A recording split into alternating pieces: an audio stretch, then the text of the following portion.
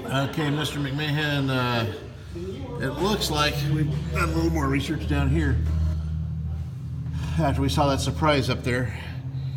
It looks like they cut the keel right here. Looks like there's a joint right here.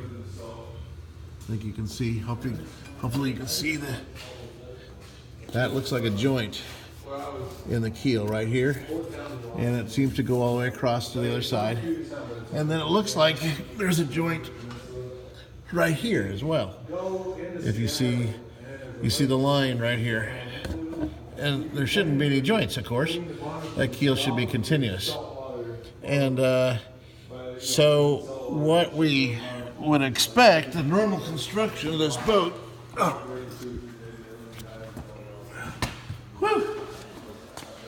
would have been, looking at the back of this, would have been a keel, and then what I call the plywood portion of the keel. It's two layers. There's the mahogany down here, and then there's the plywood portion of the keel. And so what we thought we were looking at initially in the water was right there. And then when we get underneath it, and well, once we looked at the surprise, we started looking a little closer, and it looks like what they did is, if here's your engine stringers out here, all right, engine stringers out here. It looks like what they did was they added a piece of plywood. Okay, well, here's the bottom of your boat, right there. So it looks like what they did. Well, that looks like this is what they did. They added a piece of plywood here and a piece of plywood here, and then they put a piece of plywood over the top of the whole shooting match here. And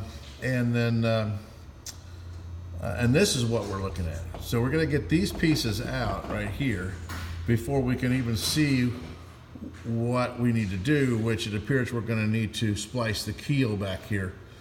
So obviously we had 1 day in there. I think it's going to take 1 day to figure out what we're going to do. Probably take a couple of days to figure out, or to actually perform the work. So that's purely a guess right now. I'm going to know more after I have a chance to think about it over the weekend and noodle it and see if there's anything else. Make sure that we're doing it the most expeditious and cost-effective way. So we've gotten started on the front of the boat as well, and we thought about just doing the front and then going to the back. And I said, let's open everything up to the customer first, so we can make sure that we've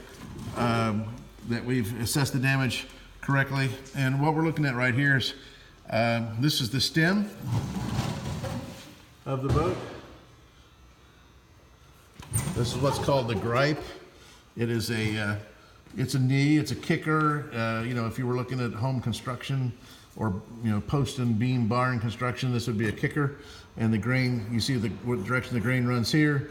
This grain runs almost vertically. This grain runs at about a 45, and of course the keel, the grain's running horizontally, and that's why they make it 3 pieces.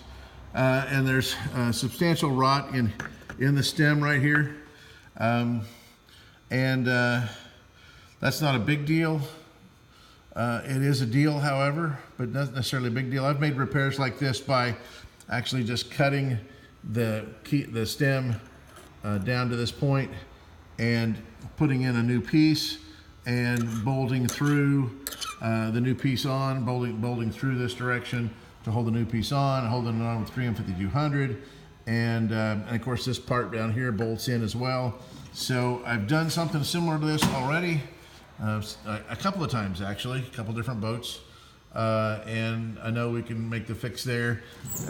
We also could perhaps just dig out the rot, cut it back, and put an insert in there and glue an insert in there. But we the rot is kind of, we may want to just get rid of that. So we're considering what we need to do there, what the right answers there is. Interestingly, the butt blocks that we had talked about earlier basically just, oh, that's part of the plank. Yeah. The butt blocks were badly rotted, and of course that's why water was coming through those. And they basically came off. Some of them came off in our hands. Well, actually, they all came off in our hands.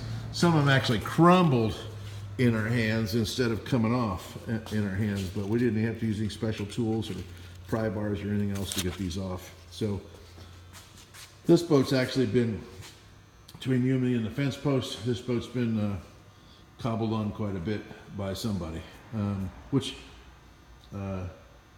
is what it is. Just telling you. So we got a good start, and we'll keep you posted as we go.